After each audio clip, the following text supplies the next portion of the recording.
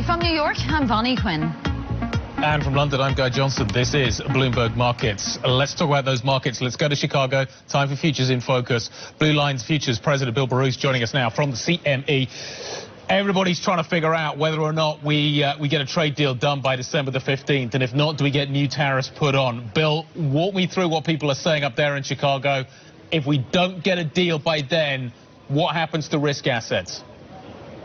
The two sides, at least in the headlines, are exuding that they want to get something done. We did hear that headline earlier in the week that it's not likely to happen this year. What really matters most is those tariffs on December 15th. If they get implemented, then you're going to see a sell-off in equity markets through the end of the year. I would think at least 5% in the S&P. So keep that in mind.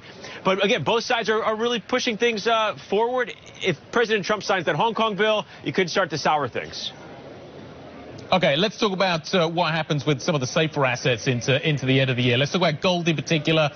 It did well earlier on in the year, sort of summer into the fall. People were starting to freak out at that point. Gold got bid. What about now?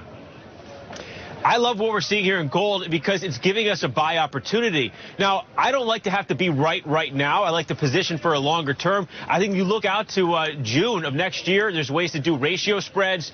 Something we're looking at is a 1475, 1575, 1780 ratio spread 1/2. That gives us great exposure with a break even near the all-time high. Another way to look at doing it is as well as getting exposure in January puts. I'm selling put spreads in January because they expire December 26th.